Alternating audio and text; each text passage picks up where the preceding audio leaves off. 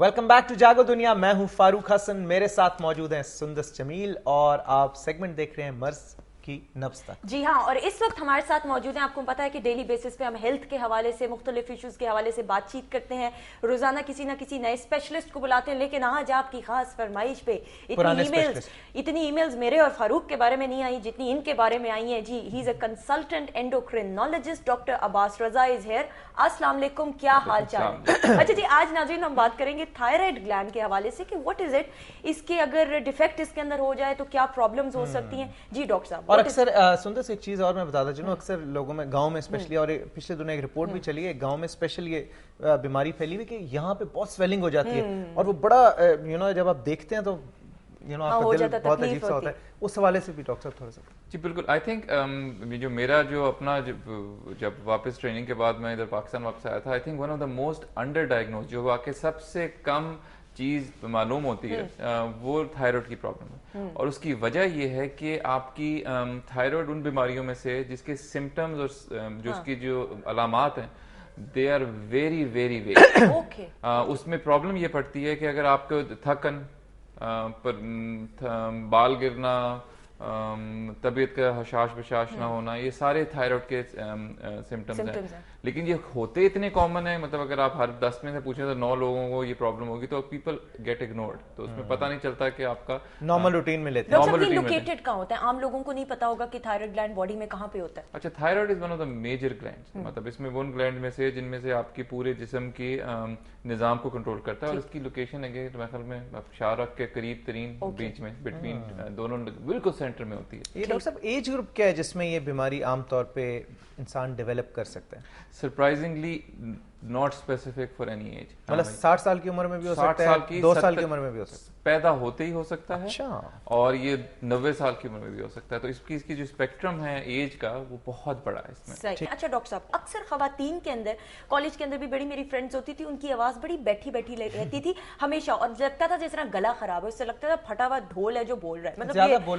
बोलने की वजह से भी हो सकता है क्या, गला खराब रहता था? Is it because of something related to thyroid gland?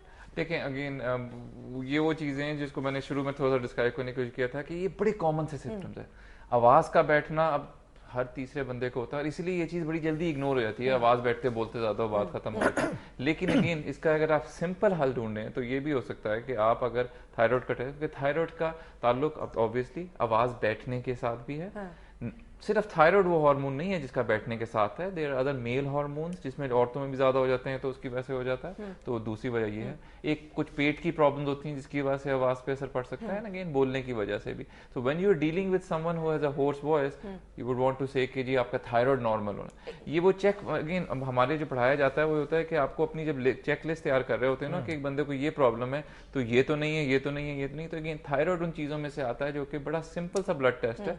जिस तरह हमने शुगर चेक किसी की करानी है, उसके साथ आप थायराइड का एक सिंपल टेस्ट करें, and it's not that expensive, and it's curable as well. ये आवाज सही हो सकती है बिल्कुल। अगर आपका थायराइड सही हो जाए तो ये आवाज आपकी कंप्लीटली रिवाइज हो जाती है। ओके। अच्छा डॉक्टर साहब, एक मैं सवाल करना चाहूंगी आपसे कि ये जो बोनापन होता है, अक्सर देखते हैं बच्चे ग्रो करते हैं, उसके बाद एबनॉर्मल हाइट होती है, ग्रो करने के बाद उनका उधर ही जो हाइट है वो श्रिंक कर जाती है या स्टॉप कर जाती है, या बहुत ज्यादा लंबी उनकी हाइट हो जाती है। लड़कियों को भी अगर आप देखें तो has it anything to do with the thyroid gland? क्योंकि अक्सर लोग कहते हैं, मिसपरसेप्शन है, लोग कहते हैं कि जी शायद इसी वजह, थायराइड ग्लैंड की वजह से। देखें, एक बड़ा इंटरेस्टिंग एक हमारा सिंड्रोम होता है, इसे कहते हैं प्रिकॉशियस प्यूबर्टी, जिसमें होता ये है कि बच्चे अपनी उम्र से ज्यादा जल्दी ग्रो कर रहे होते हैं।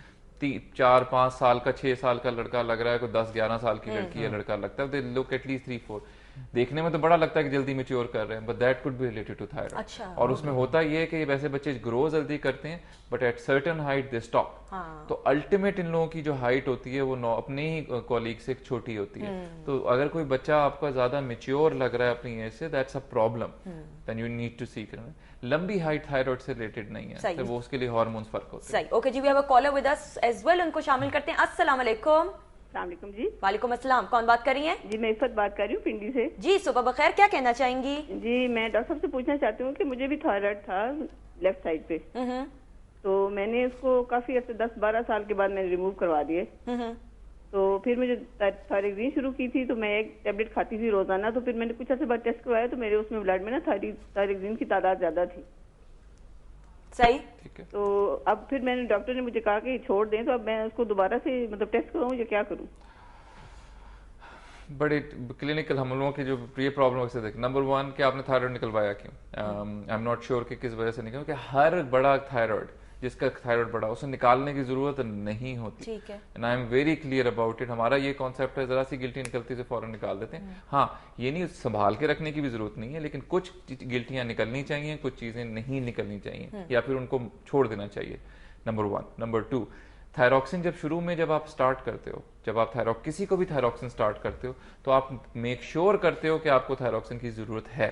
اگر آپ کے دو ٹیسٹ آگے پیچھے غلط آئیں, اس کے بعد آپ thyroxine, and usually once you start thyroxine you are starting them for life, کیونکہ جو تھائرائڈ ایک دفعہ کام کرنا چھوڑ جائے اسے دوبارہ اسٹارٹ نہیں کرتا وہ. تو you have to make sure کہ جی تھائرائڈ کی آپ اتنی ہی تعداد میں اسٹارٹ کر رہے ہو جتنی آپ کو ضرورت ہے. ہاں اگر تھائروکسن کی کوانٹٹی زیادہ ہو گئی ہے, the only thing you need to do is to cut down the dose. اپنی ڈوز تھوڑی سی کم کر دو, لیکن بند کرنے کا نقصان یہ ہوتا ہے تھائرائڈ پھر اوپر چلا جائے گا, وزن بڑھ جائے گا, پھر یہ وزن بڑھا ہوا واپس نہیں جاتا, پھر وہی بیلنس کرنے میں پرابلم ہو جائے گی. پھر کئی مہینے لگے. اوکے جی, we have a caller as well, ان کو شامل کرتے ہیں. السلام علیکم. السلام علیکم میم. جی کیا حال چال ہے, کون بات کر رہے ہیں؟ عمران بٹ بات کر رہا ہوں لاہور سے. جی صبح بخیر, کیا کہنا چاہیں گے؟ جی اللہ کا شکر ہے. مجھے ڈاکٹر صاحب سے یہ پوچھنا تھا, ایکچولی مجھے تھائرائڈ کی پرابلم ہے, اور جس ڈاکٹر نے مجھے ریکمینڈ کی تھی تھائریکسن, انہوں نے مجھے کہا کہ 3 ٹیبلٹس آپ نے مارننگ میں لینی ہے اور 3 ٹیبلٹس آپ نے نائٹ میں لینی ہے. میں 6 ٹیبلٹس لے رہا ہوں, اور وہ یہ کہتے ہیں کہ آپ کو فار ایور جو ہے وہ کھانی پڑیں گی.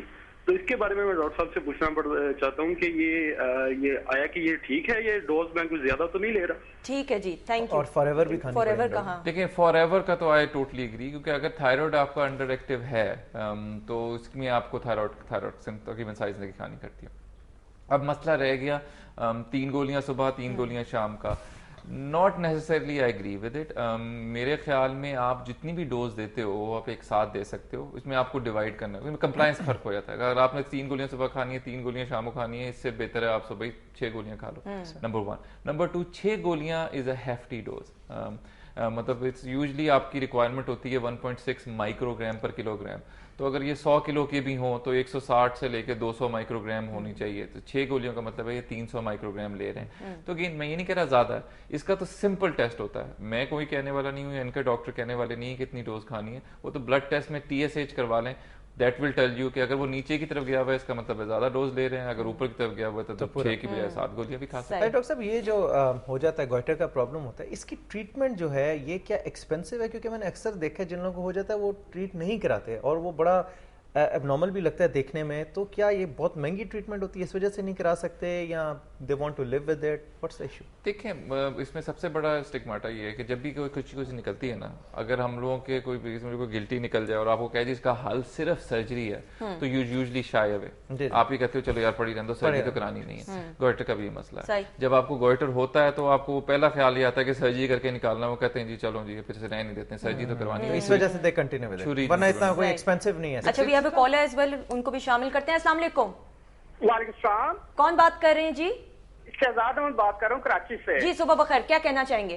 میں ڈاکٹر صاحب سے پوچھنا چاہوں گا کہ میرا ایک بیٹا ہے جس کی عمر اس وقت 7 سال ہے, اور جس وقت پیدائشی تھائرائڈ تھا, یہ 8 ماہ کا تھا جب اس کو ڈائگنوز ہوا, اور اس دن یہ تھائروکسین لے رہا ہے. مجھے یہ جاننا تھا کہ یہ تھائروکسین فار ایور اسے لینا ہوگا, اور اس میں کوئی پرابلم تو نہیں ہے, اور مور اوور یہ بیماری کیا جسمانی گروتھ کے علاوہ مینٹل ذہن پہ بھی کوئی افیکٹ کرتی ہے؟ صحیح, تھینک یو. ڈاکٹر صاحب اس کا بریف سا جواب دے دیں, ٹائم بالکل جی. ذہن کے اوپر بہت زیادہ اثر کر سکتی ہے. بچپن میں مینٹل گروتھ ٹوٹلی تھائرائڈ کی وجہ سے ہوتی ہے. ہاں ان کی مینٹل گروتھ کے لیے بہت ضروری ہے, اور ساری زندگی لینی ہے انہوں نے. Thank you so much doctor صاحب, it was a pleasure having you. Time بہت کم تھا, انشاءاللہ نیکسٹ ٹائم آپ کو دعوت دیں گے. رفاقت علی خان انتظار کر رہے ہیں جی ہمارے ویورز کے لیے, ان سے آج آپ کی ملاقات کریں گے. اور جتنی بھی خواتین ہیں وہ بھی کام شام نپٹا لیں, پھر ڈیڈیکیشنز بھی ہوں گی, بہت ساری باتیں ہوں گی. So stay tuned, keep watching Jago Duniya. ہم یوں گئے اور یوں واپس آئے تھوڑی دیر میں.